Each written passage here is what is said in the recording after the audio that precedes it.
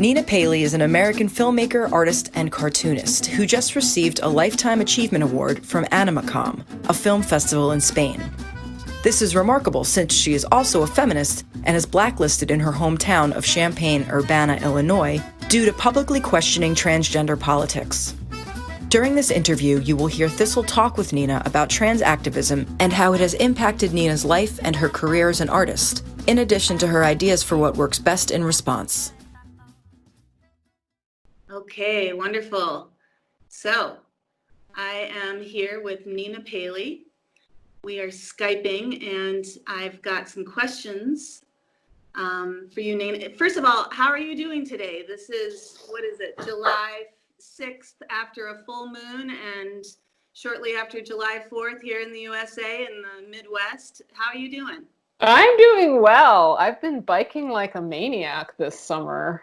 I've been biking more than I've ever biked before, and just biked last night. And yeah, I'm, sweating a lot and have the whole bike thing to occupy my mind, and pretty healthy, and I'm good. How are you? Ah, nice. Well, along with summertime biking, you're also going to be receiving a Lifetime Achievement Award this summer. In fact, this afternoon, can you talk about the organization that's giving you that award and the significance of it? Well, they're called Animakon, and they are an animation festival in Bilbao, Spain. I was supposed to fly to Spain this spring. I think it was end of March, early April. And it looked like it was going to be a really good time, but that all got canceled. And then they didn't know what they were going to do, whether they were going to do it next year. Spain, like other countries in Europe, has been managing COVID much better than the United States, so they are able to have a festival there. There are other attendees from elsewhere in Europe. Americans rightly cannot travel to Europe right now because we are filthy and plague-ridden and also have a completely idiotic government. So that's fine. Also, I wouldn't have flown there anyway because I live with my 79-year-old mother and don't want to be quarantined or anything like that. So yeah, I learned that I was going to get the award in the winter and have kept my mouth shut about it for months. But it was so amazing that in the midst of all these cancellations and deplatformings and denunciations and just like all this craziness and in the midst of a blacklist, they were willing to give me this award. So that has, warmed my bitter old heart in a huge way, regardless of the ceremony, regardless of actually receiving it. I've just been so heartened that this, one festival was willing to do that and just sort of ignore all this bullshit. And they're aware of it. They were aware. I talked to the... Yeah. Have they gotten any flack for giving you the award?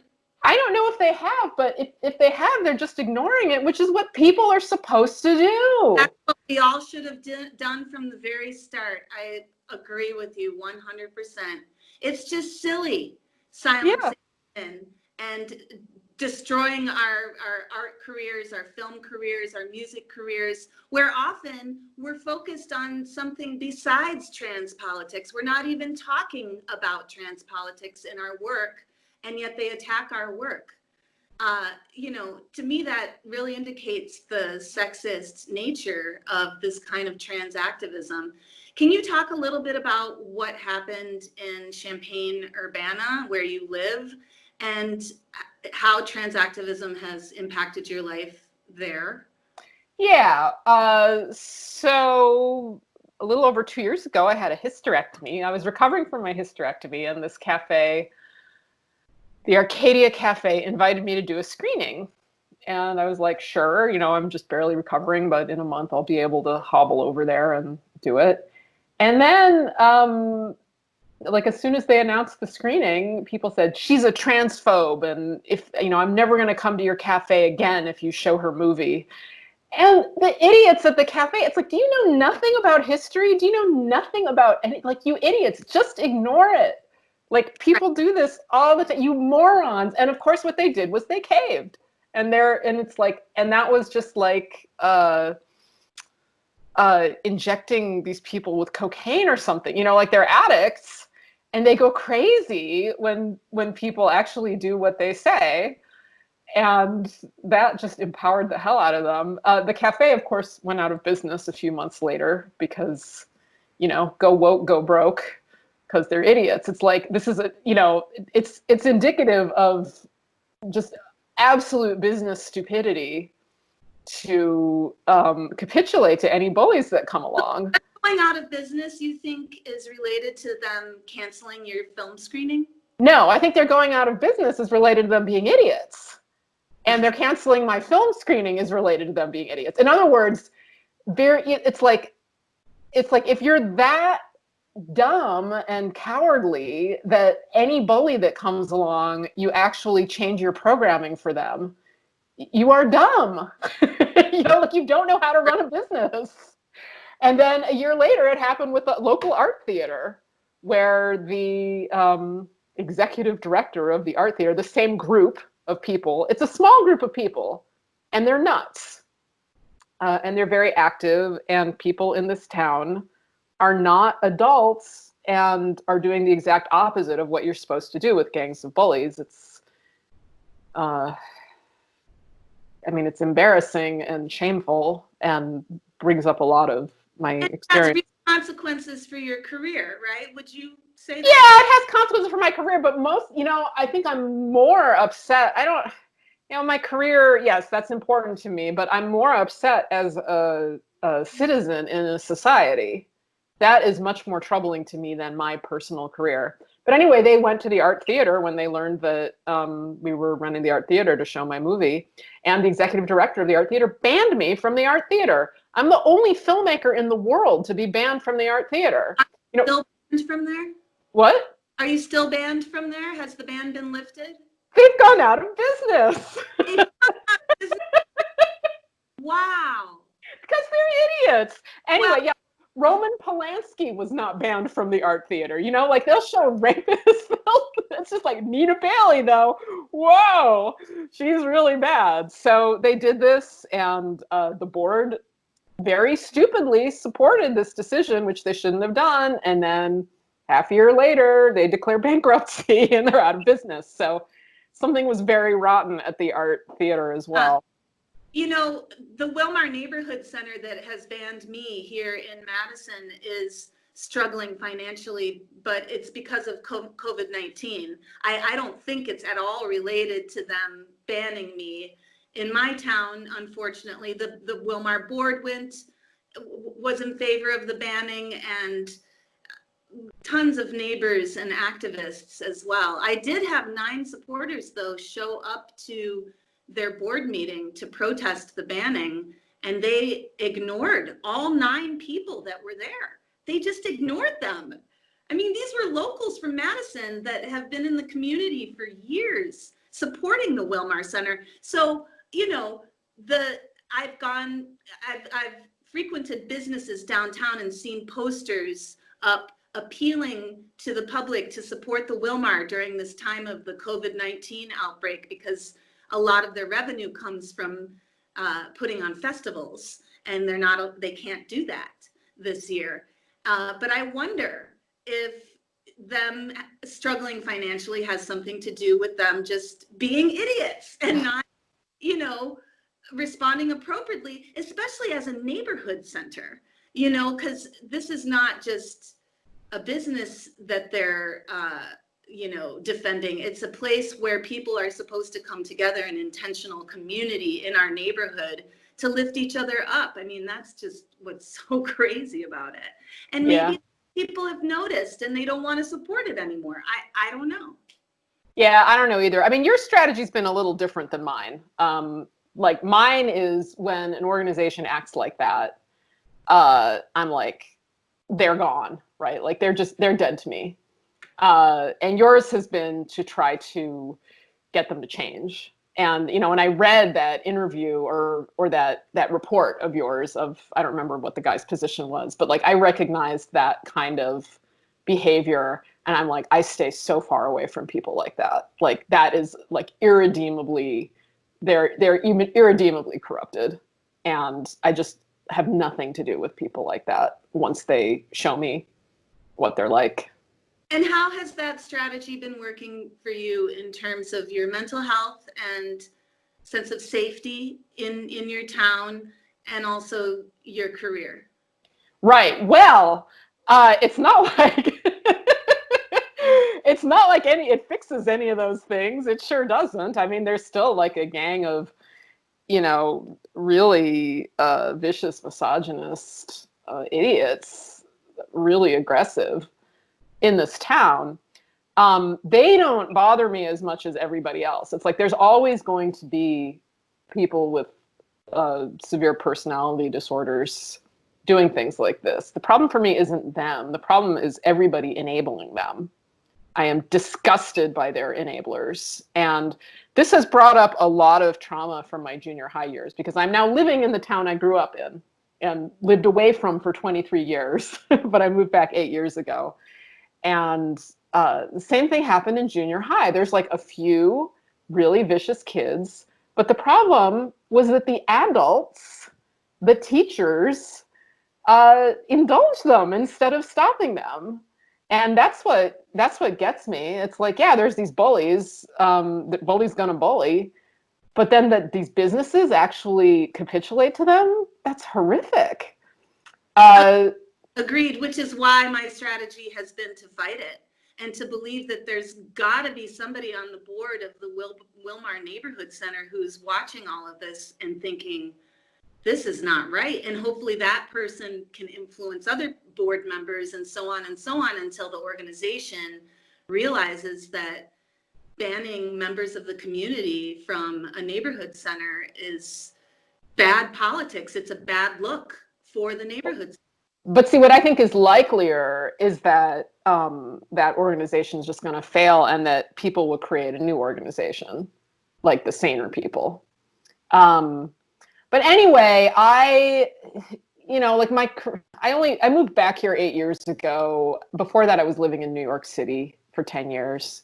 And like my career was global, right? Like I don't really, it's like I would love it if I could, live comfortably in my hometown without these assholes. But the career itself is much broader. So yeah, the only place in the world I've been like forever banned from a theater is my stinking hometown. Right. But I'm invited to festivals elsewhere. It's like the farther the festival gets from the Anglosphere, the better my films do because of this stupid issue, which is a very Anglo-centric piece of stupidity. I finally got an award last year from a festival in Russia, the Moscow Jewish Film Festival. And you got to go to. Yeah, I got to go. I mean, this year I was supposed to be traveling all year, which, the one consequence of this town being in this respect, I was calling it a shithole.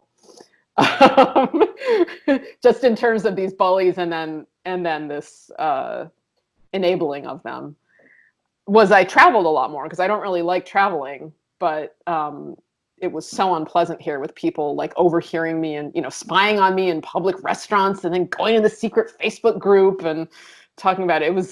That's harassment. Yeah, it was really messed up. Oh, and just like the people that do it, oh my God, the personality disorders, these, the glowing, I am such a social justice warrior characters that are behaving this way. Anyway, yeah, all that travel is canceled, but that is what I was doing. I move back to why is it that, of course, we have the personality disordered people that are the bullies, but why is it that the larger community supports the bullies and not the victims of the bullying? What is it about radical feminism and feminists that gets trans activists so mad that they target our livelihoods? And why does the larger community not see these sexist attacks for what they are? Well, here, I think, well, first of all, women, as you know, are raised to appease. And it seems like a lot of the people around here will do whatever it is fashionable to do to show that you're a good person, to virtue signal. One thing about this town is it is behind other places. Culturally, smaller towns tend to lag behind. What's informed my own experience and my own take on this is, living in San Francisco in my 20s and early 30s, like, deep in the queer community, the sex positive community, lots of trans people. So unlike most of the people here, I have a history with trans people and a lot of experience of trans people. Here, it's like a newer thing, and the older people who are personality, the older people who are personality disordered have raised a generation of narcissistic younger people who are really all up in this gender stuff. Plus, they're allowing their children to go on hormones. They're basically abusing their children, right? And once you do that, you're never going to back down. I mean, can you imagine like what would happen if they woke up one day and were like, oh, I've either abused or assisted the medical abuse of my child who is much too young, to have done this. But they're doing it. It's popular here because that's how you be like a good liberal here. I mean, that's one reason that they're so batshit. Like they can't back down. If they were to back down, imagine what they would be, acknowledging and reckoning with. Cognitive dissonance. I mean, it would just destroy their perception of reality. Yeah, it would. And it's like, what if it's like they wouldn't be able to live with themselves, right? And because of what they've actually done. Of allowing your child to go under the scalpel. Yeah, or if not under the scalpel, take the hormone. It's like, permanently, compromise your child's health. Right. And mental health isn't that great either. But they think they're doing the right thing. They've been told they're doing the right thing. And, doesn't matter how much evidence is in their face. Like, damn it, we've done the right thing, because if we don't think that, then boy, are we screwed. Right. That's one thing. Anyway, so I've been, aware of trans people much, much longer, like adult, grown-up trans people, trans lovers, trans friends. So I don't feel like I have this thing to prove about trans people, like I've known them. Do you believe in true trans? Do you think that there are some people who actually are born in the wrong body? No, nobody's.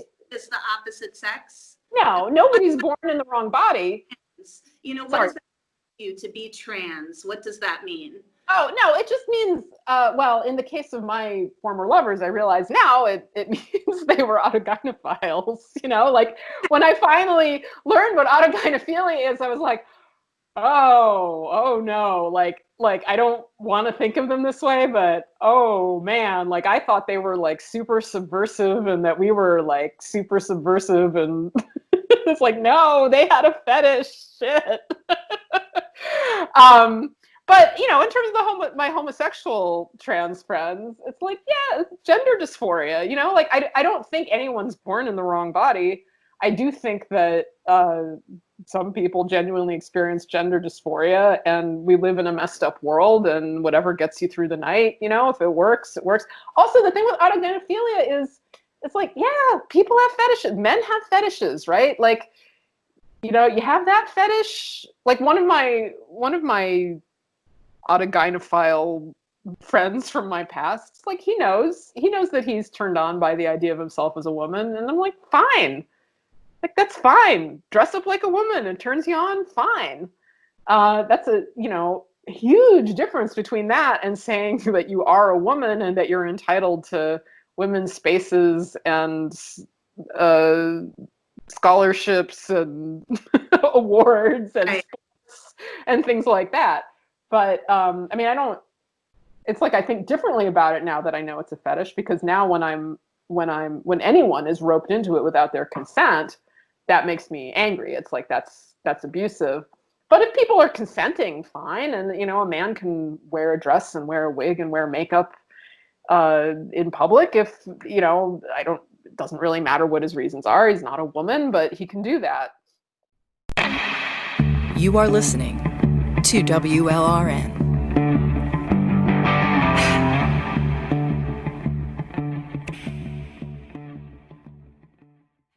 Does that make sense? Yeah, no, it completely makes sense. And I'm glad you don't believe in the true trans, because I think in order for us to deconstruct this politics, we need to expose that basically anyone can identify as trans.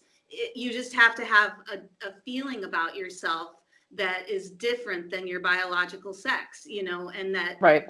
start behaving in ways where you're presenting as the opposite sex. That's what I understand the word trans to mean. It's not some kind of inherent biological physical characteristic that you can't help it. You actually are born in the wrong body, and so you need to have these surgeries and go have the Yeah, right. We're on the same page there. I will say though that I do think I am thinking about like actual transsexuals, men who have, you know, had surgery and no longer have gonads, and I don't think they're women.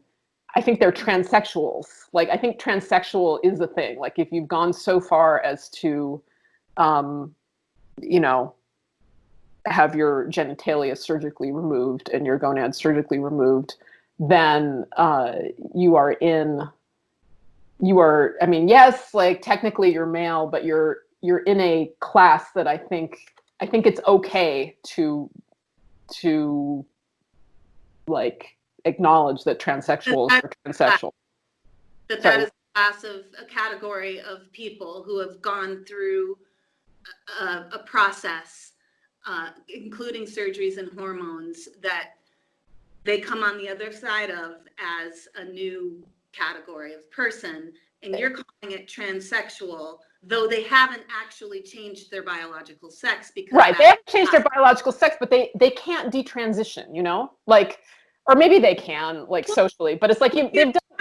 How can you detransition and become functioning as a male? You can't really, right? I mean, if which means that they've let, like they're it's a different thing, right? Like it's I mean, and you know, like they can basically, if a transsexual wants to identify as a transsexual, it's like, yeah, that's a real thing, right? Like I don't think, you know, there's people born in the wrong body or anything like that, but if that's like a very serious process somebody has gone through that changes them in a really profound way. Tiny minority of the population.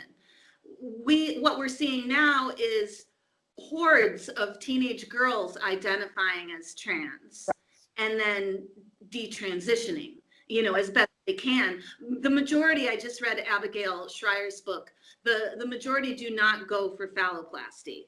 And so, you know, a lot of them do have their breasts removed, which is tragic, and shoot up with testosterone, which has long-term impacts on their mental health and their bodily health. Sure. But these girls that are doing this in mass are detransitioning. No, I know. Yeah, I know. It's and that's a whole other thing. Like the whole thing with children, and particularly girls doing it, is a whole other can of. But there's permanent damage done to these children. I know. They do become a new class of people as well. Well, I'm not sure about that because yeah, you know what, this is something that actually I would like to know a lot more about. I keep saying that I want to know more about it, but I haven't even read up on like and this isn't addressing the girls, but in terms of eunuchs, right? Like many societies have had eunuchs. Like Europeans had eunuchs, and I know nothing about the lifespan, like how being a eunuch affected the health of the man. Mm-hmm. Like I don't know if if his lifespan was shorter. Talking about men who are castrated, not men who take cross-sex hormones. Right. This would have been before any cross-sex hormones were available, right? So like, yeah, castrated men. So what were their lifespans like? Like, what were the health? What sort of health problems did they have? That would be a good area of study for sure. So I don't know. And I mean, if you do that now, it's like my understanding is like you need some kind of hormones in your system, but all these centuries people didn't have exogenous hormones to treat people with. So what actually happened to these men? And I don't really know too much about well, I guess I know that as a woman, there is a lot of concern if your ovaries stop working, like if you're in early menopause, which I guess, will happen to these young women if they get, they take enough testosterone so that their reproductive systems atrophy and they have to get hysterectomies very young. Then even if they detransition, they're not going to have the typical profile of hormones that you should have at that age. And I don't really know what the long-term health impacts are. Well, I've heard that some young women go into early menopause. You will go into early menopause. I mean, you will. I just don't know exactly what that means for this generation of. Well, they become sterile. I know that. Yeah. But that's different than a health. You mean long-term impacts, both physical and on their mental health and lifespan. Does it curtail their lifespan? Right. I mean, I know puberty blockers I know can cause brittle bones, and I know that there's women in their 20s that are already talking about the brittle bones. So that's very serious. I just don't really know what the deal is if you're not literally taking blockers and you're not taking exogenous hormones, but your endogenous hormones have been like drastically compromised from this process. I don't know. Yeah. Well, there are doctors, feminist doctors that are studying that, thankfully. So that information and that research is out there. I want to take our conversation to, I looked at your blog before we got on the interview today, and I really love the entry that you have called Why I Don't Use Preferred Pronouns. And you wrote this in 2019, so quite recently. And you say the short answer is I use sex pronouns, not gender pronouns. And so what activists call misgendering is in fact correct sexing. And I love that wording because then you're couching it in a positive light instead of a negative light, like the term misgendering, as if it's some sort of offense that women especially are engaging in when they refuse to submit to being coerced into calling somebody the opposite sex pronoun from what they actually are. So thank you so much for that wording. And I'm wondering if you can tell us some stories of how you've been called out for quote unquote misgendering and what that's entailed for you. Well, the bullies in town used that as an example of how transphobic I am. They just, like, look, she wrote this incredibly transphobic article, which is the one about pronouns. It's like, all right, you think that's transphobic that I, speak English? Well, they say that it's bigoted, just like new terms during the gay liberation movement were introduced, like gay, lesbian, homosexual, heterosexual, that these were new terms coming onto the scene during the gay liberation movement.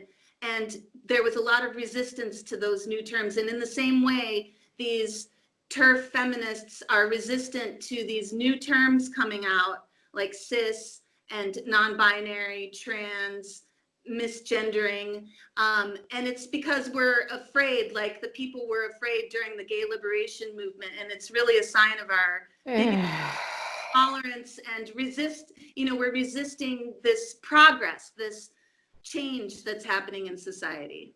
Yeah, they say that. I mean, certainly earlier in this process, I considered all of these things and, did this deep soul searching. And, but now, people say this stuff and I'm just like, you're in a cult. Like, there's no point even talking to you. Like, you're never going to change your mind. You're going to always say this stuff about me. You're going to always, believe that the only reason a woman could possibly not go along with this is because she's a Trump supporting Nazi. I mean, they believe this. And I've worn myself out having conversations, like really good faith conversations with people. And it's just like talking to broken records, talking to somebody in a cult. It's really sad because I have, there's people that I loved and cared about that are doing this.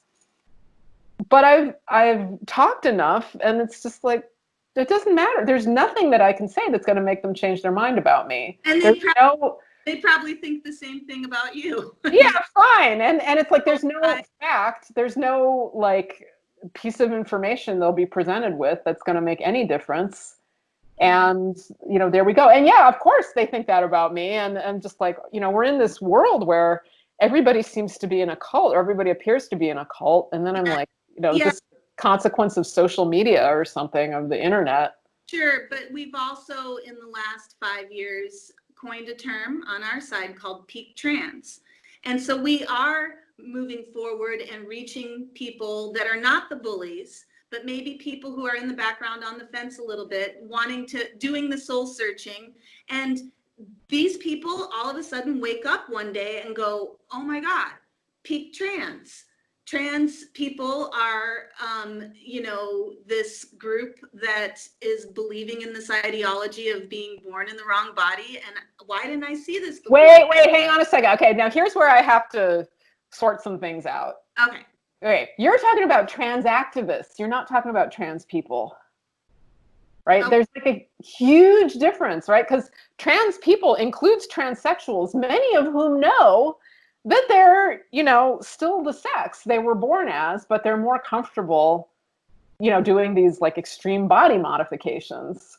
That ideology is the ideology of trans activists. There is some overlap, but given that I continue to have trans friends who I care about dearly, who do not follow that ideology, I'm like, no, it's not trans people. And I compare this to conflating Zionists with Jews.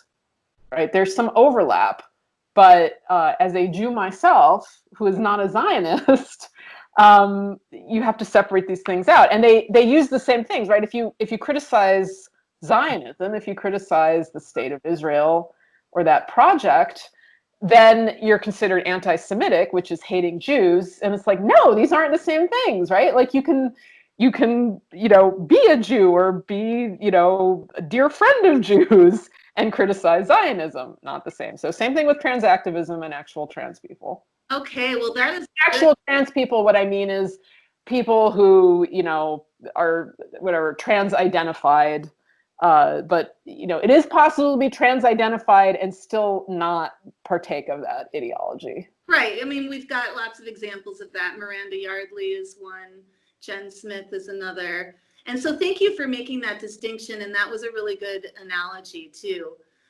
Is there anything else you'd like to say to our WLR listeners about your experiences? And also, what are your next steps? What is your strategy moving forward? Yeah, I'm just trying to get through this world, like telling the truth, refusing to lie when I'm told I must lie.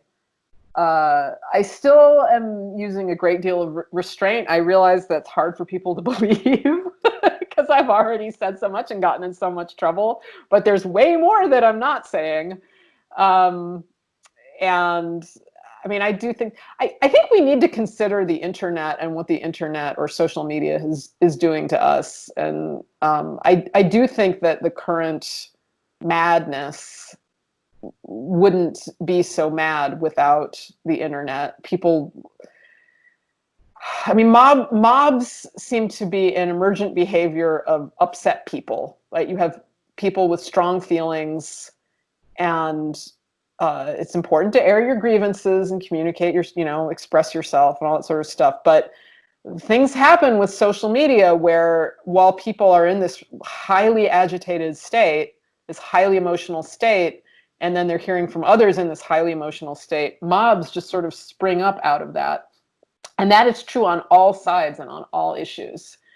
We see that happening on Spinster sometimes. Spinster is spinster.xyz, a social media platform for women. I'm a moderator there. And since the gender critical subreddit was recently banned from Reddit, we've had this huge influx of refugees. So Spinster is great. It's a lovely platform, lovely people. We still see this happening like all the time. It's almost like it's inevitably going to happen with social media. People get agitated, and then the next thing you know, there's a mob, and the most awesome rad femme women can do it, as well as the most heinous misogynists will also do it. It's like anybody can do it with social media. Is linked more to the medium and the way that we're communicating with each other rather than the actual ideas being communicated. Yes, things polarize super fast.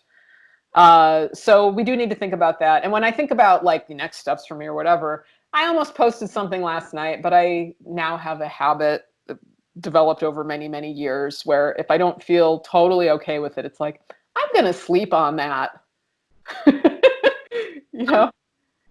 It's like there's the hill I want to die on, and then there's some other hills I want to fight on, but not necessarily die on. And do I really want to fight on them? And let me just sleep on that and see if I really want to do that tomorrow. And I would like it if more people did that. Yes? Yeah, I think so too, because it would raise the level of civil discourse and dialogue if people thought about what they're putting out there on social media before they actually press, comment. I mean, people do think about it. It's just your thoughts are different when you're highly charged in a highly emotional state versus when you're not. Right. And so the rule of thumb of sleeping on it is a good idea, because then you go into a calmer state and can approach it the next day with a fresh perspective. Yeah. Well, thank you so much, Nina Paley, for speaking with me. And I wish I could go on a bike ride with you this summer. Oh, yeah. Any good swimming holes in your area? Is that ever a destination when you're biking?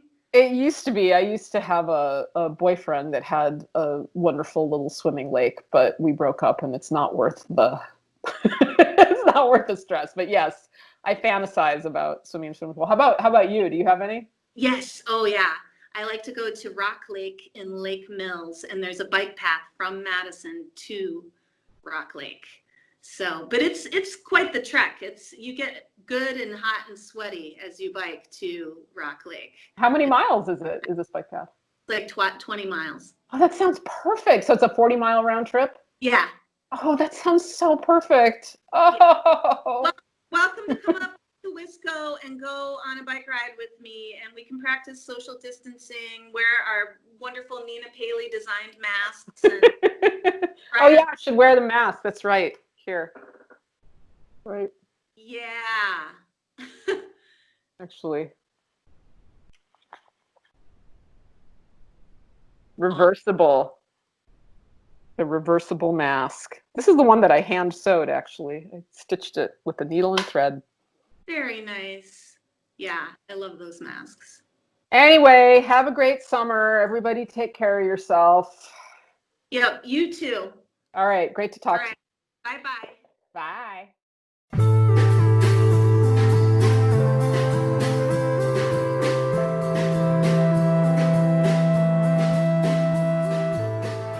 Thanks for listening to my interview with artist, feminist, and filmmaker Nina Paley.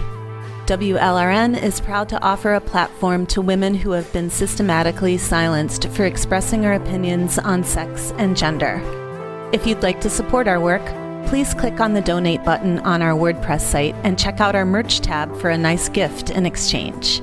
Thanks for tuning in. This is Thistle Pedersen signing off for now.